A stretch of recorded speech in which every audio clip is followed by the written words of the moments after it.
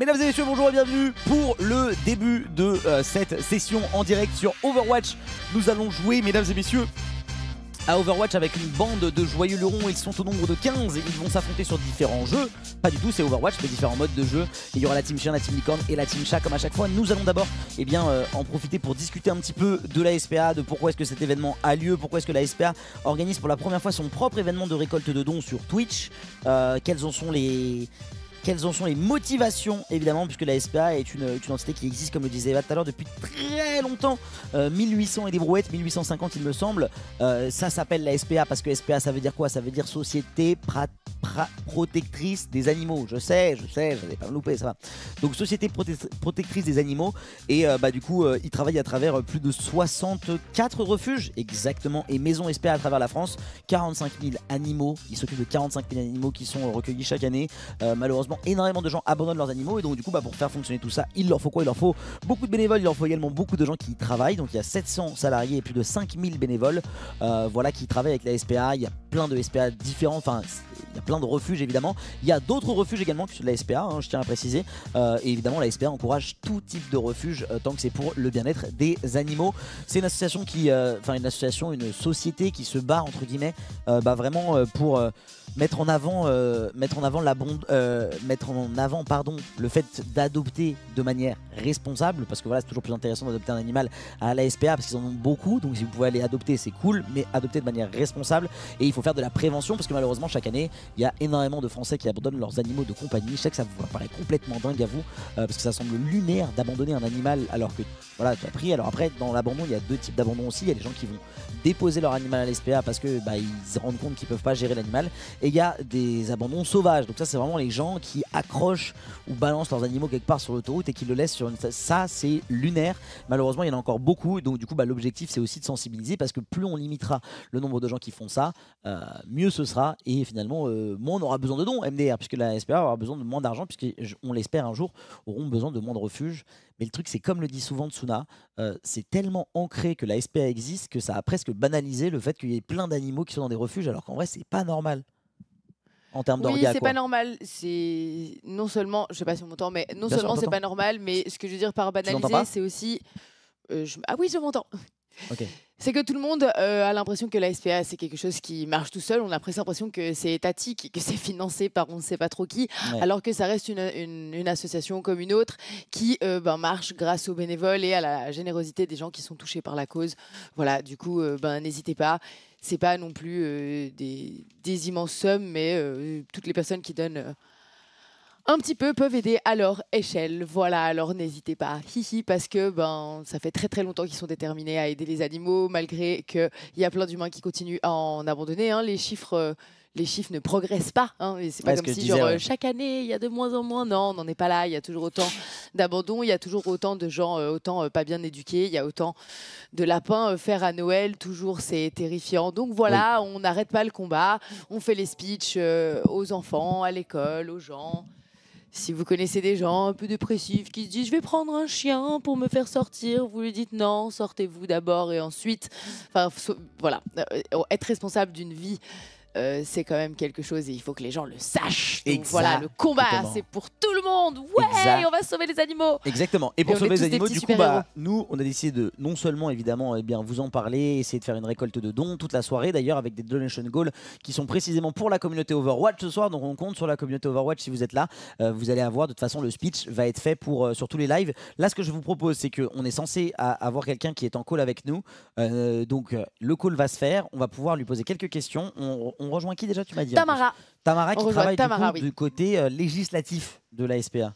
Tout à fait. Bonjour. Alors attendez, je vais faire vous apparaître Tamara sur l'écran. Tamara. Pas le son. Tu nous entends? Allô? Je vous vois parler. Oui, d'accord. Ok. Bouge pas. Est-ce que c'est chez nous? C'est normal, ouais. C'est parce que j'ai pas mis celui-là. D'accord. Voilà. Bonsoir. Bonsoir. Bonjour. Ok. Alors normalement, tu nous entends là, c'est bon? Ouais. Parfait. Bonjour, alors ne bouge point, j'affiche ta tête sur le stream pour que tout le monde puisse te voir. J'espère que tu vas bien. Bonjour et bienvenue du coup ma chère Tamara, on a quelques questions à te poser. Déjà, est-ce que tu peux te présenter en vitesse Tamara? Où est-ce que je la mets? Je veux la mettre là, Tamara, je pense. Tu peux la mettre au milieu. Je réfléchis où est-ce que je te mets sur le stream, je te balade. Je balade Tamara, mesdames et Essaye de messieurs. la mettre là. Parce que Tamara a besoin d'une promenade par jour de 1h30, c'est très important. Deux balades évidemment. Donc du coup, bonjour Tamara, enchanté. Salut, enchanté. Merci beaucoup TPK qui nous raide à l'instant T avec 1000 viewers. La boucle est bouclée. Mesdames et messieurs qui viennent de chez TPK, on lance notre soirée spéciale pour parler de la SPA et d'un événement caritatif qui s'appelle Stream à poil. Nous en avons les t-shirts juste là, juste ici. Et nous sommes en compagnie de Tamara qui travaille chez la SPA. Donc Tamara, tu fais partie des 700 salariés de la SPA, c'est exact? Oui, c'est ça. Trop bien. Est-ce que tu peux nous présenter un petit peu quelle est ta mission au sein de la SPA? Qu'est-ce que tu fais comme travail? Déjà, moi, je suis noob parce que ça fait 20 ans que je suis à la SPA. J'avais promis aux équipes que je sortirais le mot noob, donc ça y est. Ah, parfait. Et le défi est relevé. Ça fait 20 ans que je suis à la SPA et je suis responsable juridique protection animale de la SPA. D'accord. Donc, est-ce que justement tu peux en parler? Parce que là, il y a déjà des gens qui posent des questions dans le chat en mode ça se passe comment si un propriétaire d'un animal abandonné est identifié? Bref, il y a plein de petites questions. Je pense que tu vas pouvoir nous en parler un peu en détail de. Bon, je sais pas, je pense que toi tu connais plein de questions que tu vas avoir. Eva, elle va avoir des meilleures questions, mais je pense que Tamara a déjà des trucs à nous dire sans qu'on lui en pose des questions pour nous détailler un petit peu ce que tu fais exactement. Parce que là, tu as eu l'intitulé du travail, mais concrètement, il se passe quoi tous les jours pour toi? Alors, qu'est-ce qui se passe tous les jours pour moi? Bon, déjà, il faut savoir que donc, la SPA a un service juridique, un service judiciaire qui traite de plusieurs choses. La première des choses, c'est du conseil juridique. C'est-à-dire que demain, tu as un problème avec un animal, tu peux solliciter le service judiciaire de la SPA pour avoir une solution juridique à ta problématique. Okay. Alors souvent, j'ai tendance à prendre des exemples un peu bidons, mais c'est genre je divorce, c'est ma femme qui veut la garde du chien, quels sont mes droits, je vais construire un abri pour mon cheval, mon maire ne veut pas. Enfin, tu vois, on a un panel de questions, mais dès qu'un animal est concerné, en fait, nous, on va essayer d'apporter une solution juridique derrière. Ça, c'est le volet un peu sympa, quelquefois un peu rigolo, hein, on peut avoir des questions farfelues, etc. Et après, il y a tout le volet maltraitance animale. Donc ça, il faut savoir que ça démarre déjà avec le service, le pôle investigation de la SPA, qui réceptionne un certain nombre de signalements par an. Alors, un certain nombre, 27 000 pour l'année 2023 quand même, de gens qui pensent voir un animal maltraité et qui, du coup, nous sollicitent pour nous sensibiliser à la situation. Alors, vous avez entendu, j'ai dit qu'ils pensent voir un animal maltraité. Parce que quelquefois, les gens, ils s'emballent, ils ont l'impression que l'animal est maltraité. Donc, nous, on ne va pas tout de suite donner raison à la personne qui nous sollicite. On va envoyer nos bénévoles, qui sont des délégués enquêteurs, qui vont aller sur le terrain vérifier les signalements qu'on reçoit et se faire une idée de la situation. Est-ce que effectivement, Kiki le chien, il est vraiment maltraité parce qu'il est tout le temps dans le jardin? Ou est-ce que c'est juste parce que Kiki le chien, en fait, il kiffe être dans le jardin et que du coup, son propriétaire s'en occupe très bien. Et selon la situation, il y a peut-être de la maltraitance, par contre, pour le coup. Donc, à ce moment-là, tout est un peu du cas par cas, quoi. Ouais, c'est du cas par cas, mais t'imagines 27 000 signalements, hein, quand même. Ça fait beaucoup. C'est énorme. Donc, dans ces cas-là, justement, on va dire le volet judiciaire débute avec un dépôt de plainte, puisqu'il faut savoir que les associations de protection animale, et notamment la SPA, a une capacité à agir en justice en déposant plainte au nom des animaux, puisque ces derniers ne peuvent pas aller au commissariat dire « ça y est, je suis maltraité », du coup, c'est nous, les associations, qui le faisons. Et c'est pour ça qu'on dit déposer une main courante et pas une patte courante. Exactement. Ouais, tu vois, mais non, mais c'est vrai, elle est bonne, je vais la garder, tiens. Pas de cas. Et du coup, on va déposer la plainte. S'il y a urgence, on va essayer de mettre l'animal à l'abri. Donc, on va essayer d'obtenir avec les autorités l'autorisation de prendre en charge l'animal sous réquisition judiciaire. D'accord. Et puis après, on va suivre toute la procédure, c'est-à-dire qu'on va attendre que l'enquête se termine. On va espérer que les tribunaux donnent une audience, on va se représenter à l'audience en tant que partie civile pour plaider la cause de l'animal, essayer d'obtenir une condamnation, etc. etc. Alors, donc ça, c'est un très gros volet. Et ça prend beaucoup de temps. J'imagine que comme dans la justice traditionnelle, c'est en rapport avec la justice traditionnelle, donc parfois, ça peut prendre plusieurs années avant qu'il y ait une audience, avant qu'il y ait un cours. Ensuite, il y a un recours, il y a un an et demi. Ça, fois 27 000, donc peut-être 200 qui deviennent des cours, multipliés par des années. Tu dois avoir des cas qui traînent depuis des années, non ? Alors, on a des cas qui traînent depuis des années. Souvent, c'est les gros dossiers parce qu'en face, les mises en cause se défendent. Donc, c'est tout ce qui est, on va dire, les éleveurs peu scrupuleux. Et qui, là, c'est plus des élevages, des professionnels. Les moyens aussi, voilà, les professionnels qui ont les moyens d'avoir des avocats. Puis, c'est des très gros dossiers avec des volets financiers aussi, escroqueries. C'est pas comme une personne qui fait du mal à son animal et qui, voilà. Ça... Après, une personne qui fait du mal à son animal. C'est terrible aussi, hein. C'est long, hein, on va pas se mentir. Hein, c'est entre 12 et 18 mois, quoi. Si on a l'impression... qu'est-ce qu'on peut essayer de repérer pour aider la SPA? Parce que moi, j'ai déjà été dans un cas comme ça où je savais, par exemple, que quelqu'un était pas ne se comportait pas bien avec ses animaux. Elle a, et elle a à plusieurs reprises abandonné l'animal et repris un autre. Et j'ai essayé de signaler. Et en fait, j'ai beaucoup eu comme problème le fait que j'avais pas des vraies preuves. Après, t'étais en Suisse déjà. Bon, j'étais en Suisse, mais j'avoue aussi que je pense que c'est vraiment bien de passer l'info qu'on peut passer par la SPA pour ça, parce que moi, je crois que j'ai pas du tout pensé à la SPA. J'ai appelé le vétérinaire cantonal, mais c'est pas du tout pareil chez nous. Mais est-ce qu'il y a des techniques, enfin, qu'est-ce qu'on peut essayer de repérer, parce que c'est très intrusif d'essayer de dénoncer quelqu'un alors qu'on appelle sans savoir rien du tout. Qu'est-ce qu'on peut avoir comme Alors, comment déjà, on peut essayer d'aider? Déjà, bon, tu vois, tu donnes ton exemple de quelqu'un qui prend des animaux et qui les abandonne. Déjà, derrière le terme abandon, il y a l'abandon sanctionné pénalement et tu as l'abandon qu'on entend partout qui est on vient abandonner dans les refuges SPA. Oui, c'est ça. Quand on vient abandonner dans les refuges SPA, en fait, c'est une cession de particulier vers un professionnel. C'est pas pénalement répréhensible. D'accord. Donc, par exemple, quelqu'un d'irresponsable qui prend des animaux et une fois que l'animal a atteint l'âge adulte, il n'en veut plus, il va l'abandonner dans un refuge. Malheureusement, j'ai envie de te dire, on ne peut pas le poursuivre, quoi. Par contre, celui qui le laisse sur la voie publique, qui le laisse. Donc c'est la différence entre l'abandon et l'abandon sauvage. L'abandon sauvage, lui, il est vraiment. Il faut qu'il soit déclaré parce qu'elle les avait un peu abandonnés, genre chez des gens. Du coup, de nouveau, c'était un peu compliqué. Et une fois, elle en a abandonné un dans un vétérinaire. Voilà, elle l'a emmené pour une opération et puis bon, bah, elle n'avait pas payé pour un chien cassé. Mais elle ne l'a pas laissé dans une situation où il ne pouvait pas s'en sortir. Et donc, si tu veux, pénalement, aujourd'hui, on retient l'abandon à partir du moment où il y a risque de mort pour l'animal. Donc, le risque de mort, ça va être effectivement de le laisser dans un appartement parce que tu déménages. Ça va être le fameux je l'accroche. Vous avez dû voir des cas horribles, je suis en train de me dire là. Tu as dû voir des atrocités. Ça fait combien de temps que tu travailles chez la SPA? Pour chercher les preuves, il faut vraiment aller dans les détails. 20 ans, mais tu as dû voir tellement de dingueries. Parce que déjà, quand je vois ce que font les humains aux humains parfois, se dire ce qu'ils font aux animaux, c'est terrifiant.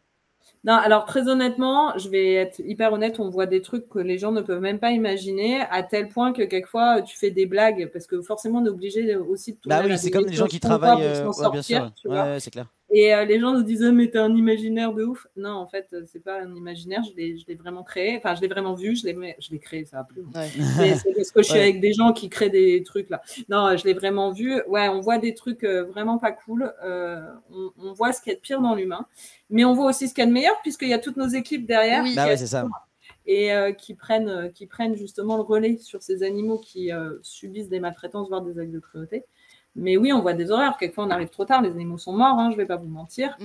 Pour autant, on va aller plaider leur cause et on va essayer d'obtenir aussi que les auteurs soient condamnés. C'est vraiment le boulot du service judiciaire de la SPA. Qu'est-ce que justement risque une personne qui fait un abandon, qui est enfin tu vois, quelqu'un qui abandonne son animal, on sait qu'il abandonne son animal, c'est quoi quelles sont les petites pressions qu'on peut avoir sur lui, quelles sont les peines encourues par quelqu'un qu'on a retrouvé son animal au bord de la route par exemple? En fait, si tu veux, jusqu'à la loi du 30 novembre 2021, c'était 2 ans d'emprisonnement et 30 000 € d'amende pour les abandons et les actes de cruauté, les sévices graves.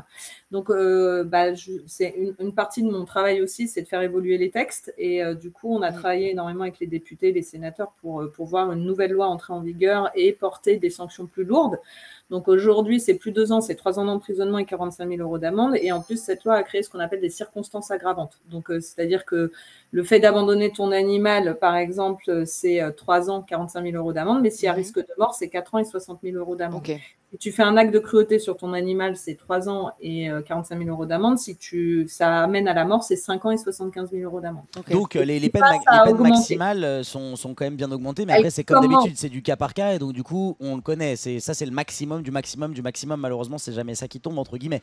Après, on va pas non plus mettre les gens... On va pas faire croire que c'est le monde merveilleux des bisounours. Mais les bisounours, vous connaissez pas. Vous, mais, si.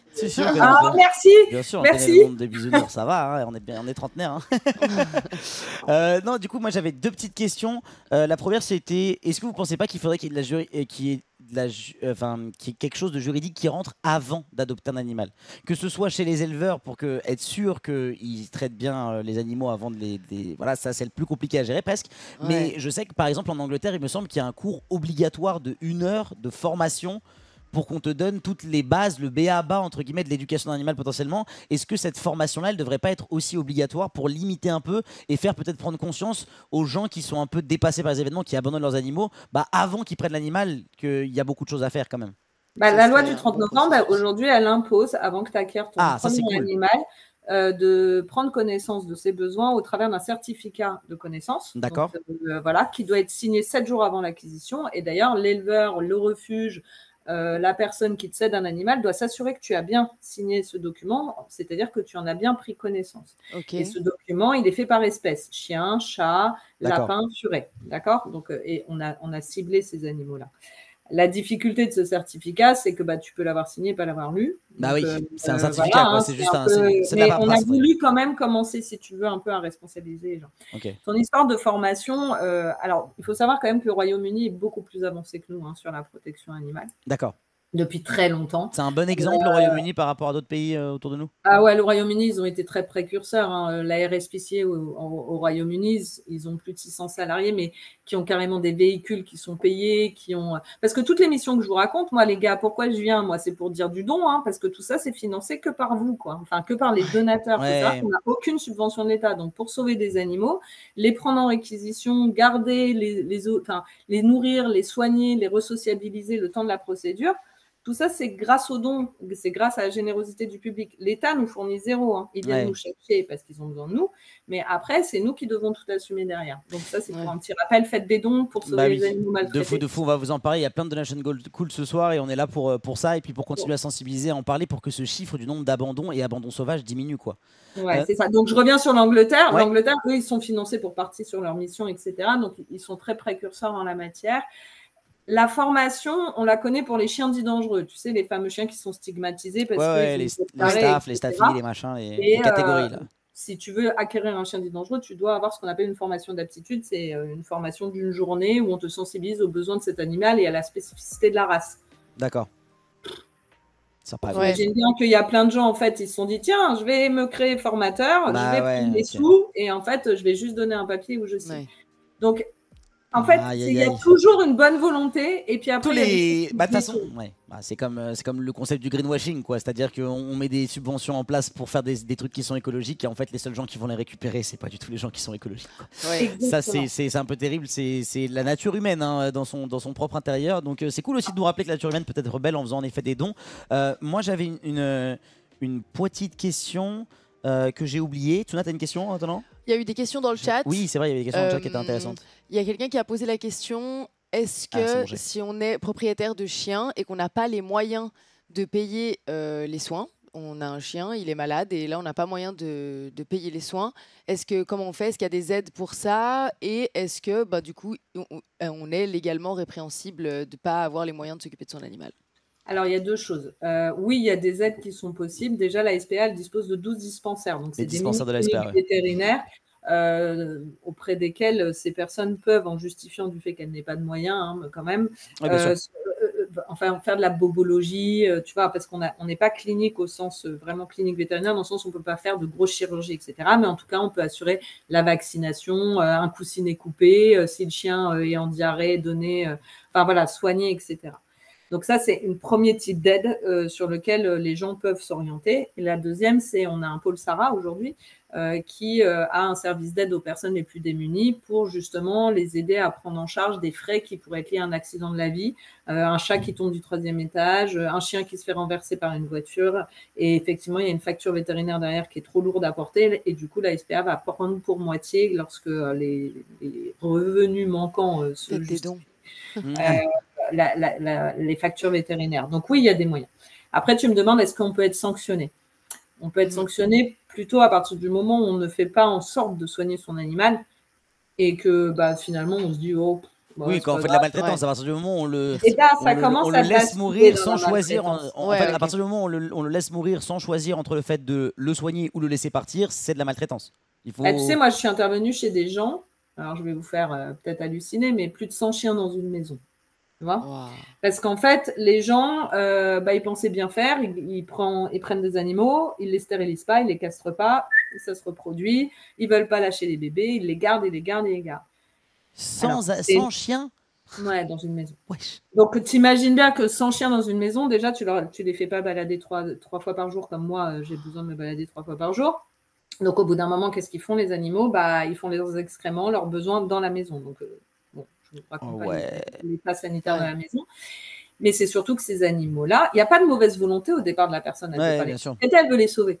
Mais au bout d'un moment, elle ne voit plus celui qui est malade. Elle n'a plus les moyens de le soigner. Elle n'a plus tout ça. Et du coup, qu'est-ce qui se passe? Les animaux, ils sont en souffrance. Et du coup, on peut commencer à se dire que l'absence de responsabilité à ce moment-là de ces gens-là, de se dire « Stop, je vais donner des animaux parce que je ne peux plus m'en occuper », il y a de la maltraitance et on pourrait les poursuivre pour ça, tu vois. Ouais, c'est clair. Ça rejoint un peu une question d'ailleurs qu'il y avait dans le chat qui demandait si un endroit était insalubre pour l'animal mais qu'il n'y avait pas de maltraitance. Est-ce qu'on pouvait quand même signaler? Et ça rejoint un peu. C'est de la maltraitance. Il faut savoir qu'on reconnaît 5 libertés aux animaux, d'accord? Donc, les besoins de nourriture, d'abreuvement, le cadre de vie, le fait de pas d'être soigné, le fait de ne pas être soumis à des conditions de stress et le fait de répondre à ses besoins physiologiques. Typiquement, t'enfermes un chien dans une cave entouré de ses excréments dans le noir, même si tu vas le nourrir tous les jours, c'est de la maltraitance. T'enfermes un chat dans un clapet à lapin sur de la paille dégueulasse, c'est de la maltraitance. On obtient des condamnations pour maltraitance à ce niveau-là. Donc, il ne faut pas hésiter à un moment, quand on a un doute, en tout cas, de nous solliciter. Là où j'ai envie de mettre un bémol, c'est que si on vous dit, là, malheureusement, à part essayer d'améliorer, mais on ne peut pas pénalement poursuivre, il faut nous faire confiance aussi. C'est-à-dire que on est limité. On est limité par nos actions, par le droit. Donc, je suis juriste, c'est chiant le droit. Tu vois, il y a un moment, ça met un cadre, en fait. Et il y a des animaux, on aimerait bien voir les gens poursuivis parce que, comme tu le disais tout à l'heure, la nana qui prend 50 chiens mais qui les abandonne tous les 3 mois, on a envie de dire, bon, il y a un moment, ça suffit. Il faudrait qu'il y ait une espèce de casier quoi, de ces gens-là. Oui, voilà, plus droit à l'adoption. Finalement, je peux pas, donc elle peut continuer, tu vois, tant qu'elle leur fait pas de mal, malheureusement. Elle les met pas dans une situation de souffrance. Ok. Moi, j'avais une question, mais c'est pas vraiment une question, c'est plus une analyse que Tsuna a fait récemment. Eva, du coup, qui est avec moi, elle disait en fait que c'est tellement. Est-ce qu'il n'y a pas un truc qui fait que, comme la SPA existe depuis 1850, il y a une espèce de normalisation de 1845, il y a une espèce de normalisation du fait que la SPA existe et que la SPA doit exister, et du coup, il y a dans la tête des gens.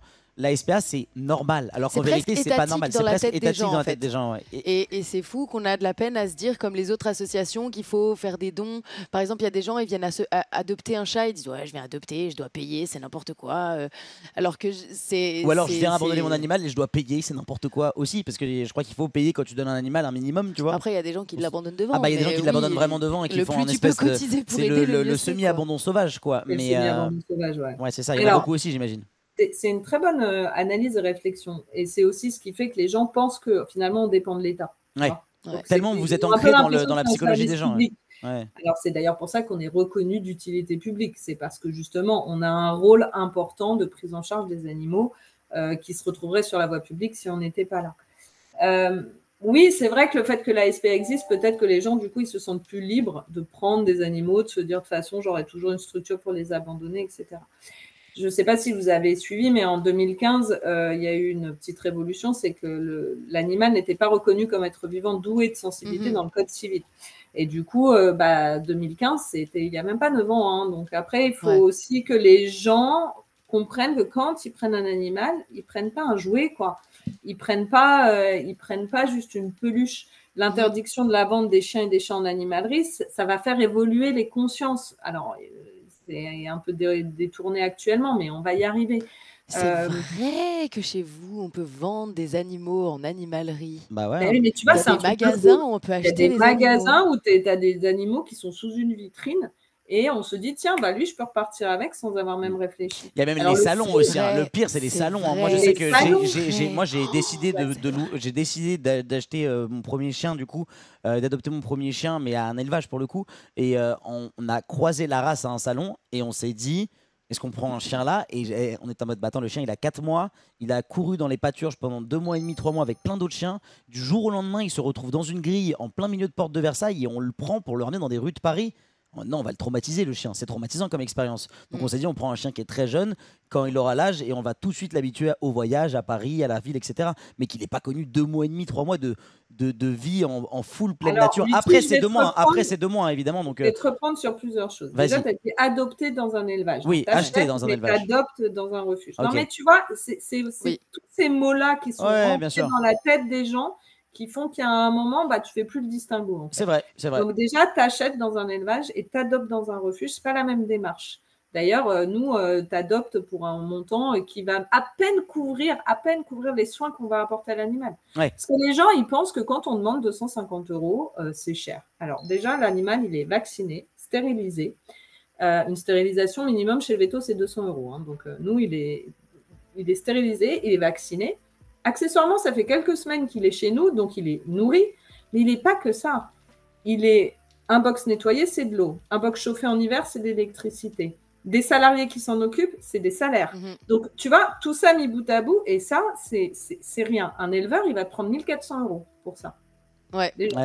Déjà. Hein. Donc, on n'achète pas à la SPA, on achète chez un éleveur et on adopte dans un refuge. Ça, c'est la première chose. Après, tu dis, l'éleveur, il vient mettre ses chiens au milieu du salon de Versailles alors que le chien, il courait dans les pâtures. Déjà, un éleveur responsable, une race qui a besoin de courir, il ne va pas le proposer à Paris. Oui. Tu vois, c'est plein de petits détails comme ça qui font qu'aujourd'hui, quelque part, on en est là. Alors, je rebondis sur ta réflexion de tout à l'heure qui était de dire la SPA, ça existe, donc les gens, ça les libère et tout. Ouais, mais parce qu'il n'y a pas assez de sensibilisation, justement. Et c'est peut-être là où nous, les assos, on est les seuls à porter ces messages de sensibilisation, alors qu'en vrai, ça devrait être un message qui soit porté, j'ai envie de vous dire, par les instances dirigeantes du pays, par le gouvernement, en tout cas par le ministère de l'Agriculture, etc. etc. Ouais. Oui, il y a un gros effet de mode avec les chiens. Et il y a aussi cette espèce de fausse idée reçue que oui, on peut très bien avoir un husky, je sais pas où. Et les gens ont banalisé ce truc-là alors que vraiment... moi, j'ai jamais vu autant de bergers australiens dans les rues de Paris. Ça n'a aucun sens. Ça n'a aucun sens. Par définition, Australie, c'est des plaines, quoi. Tu vois, berger australien. Donc, le truc, c'est normalement fait pour. Le truc, j'aime bien, j'adore en parler. Mais ça fait partie du danger des animaleries qui se mettent à mettre n'importe quoi, n'importe où, eux, et qui disent aux gens, mais oui, ça s'adapte de fou. Et c'est que du profit. Moi, je sais qu'on avait été choqués dans l'élevage dans lequel on avait acheté notre chien, qu'il donne très peu de doc et d'informations sur la race, alors qu'à un concours canin où il y avait l'éleveuse de la maman ou du papa de notre chien, elle avait full doc et c'était une éleveuse qui semblait beaucoup plus, tu vois, qui avait un suivi des animaux après. Elle faisait gaffe. Même elle se gardait le droit de dire non à la rencontre. Oui. Tu vois, alors que moi, mon éleveur, je te promets, il disait non à personne. C'était catastrophique. C'était limite moi qui avais envie de lui dire non parce que. Ouais, moi je m'en suis rendu compte. Après, moi je. Même pas ouais, c'est vrai. Tu vois, donc tu as une forte sensibilité, tu vois, à ça. Mais les gens, ils s'en rendent pas compte. Ouais, nous, on s'en était rendu compte, ça nous avait un peu choqué. Ils ont un peu envie d'avoir le dernier chien à la mode parce que ça fait bien. Oui, alors qu'en plus, il faut se renseigner de fou sur aussi le tempérament, la race. On n'a jamais eu autant de Malinois dans nos structures. Les Malinois, c'est typique, là. Ouais, bien sûr. C'est des chiens de travail qui demandent énormément d'attention. Il y a eu un effet de mode à un moment où il y a eu beaucoup de vidéos qu'on perçait sur les réseaux sociaux qui montraient que les Malinois étaient extrêmement obéissants. Les gens faisaient sauter leurs Malinois, leur faisaient faire des trucs de fou. Et paf, d'un coup, plein de Malinois. C'est terrifiant. Et il y a eu une question dans le chat qui est venue plusieurs fois. Comment est-ce qu'on peut aider la SPA si on ne peut pas faire de dons? Bon, le mieux, c'est toujours les dons.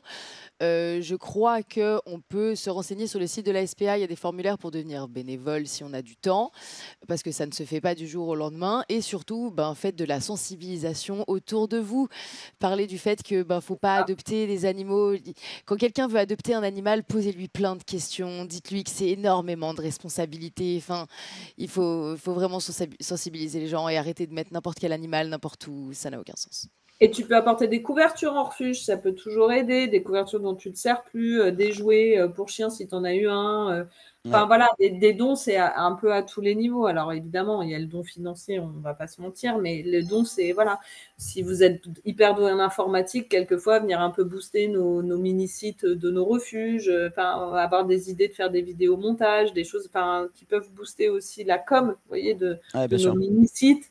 C'est toujours ça de prix, c'est hyper sympa, ça motive tout le monde. Enfin voilà, c'est cool quoi. Déjà, moi, je vous remercie vraiment de mettre en avant la SPA parce que voilà, moi, je suis très fière de mon asso. C'est pas par hasard que ça fait 20 ans. 20 ans, oui. Et que, voilà, toute une communauté comme la vôtre en parle, soit sensibilisée, c'est vraiment merci, vraiment beaucoup. Et bah écoute, merci beaucoup à toi aussi, c'était passionnant. En vrai, on aurait pu faire 2h30 à discuter et à te poser des questions, je pense. Ouais. Malheureusement, merci à vous et à la SPA. we got a planning, mais en vrai, on te tient au courant. Si tu veux revenir, ce sera avec plaisir parce que je pense qu'il y a On encore plein de raconterait trucs que tu des peux nous dire. pires histoires. Oh non, Mais les traits d'horreur plus de beaux Tamara. sauvetages aussi. Oui, les plus beaux sauvetages, voilà. Ouais, et on vient d'en sauver 339 dans un élevage, tu vois. Bah ouais, c'est trop bien. Bah félicitations et bon courage, bon courage. Merci beaucoup encore pour ton temps et puis au plaisir. Et Merci pour les beaucoup. toutous et pour les chats et pour les animaux. Des bisous. Des bisous. Ciao.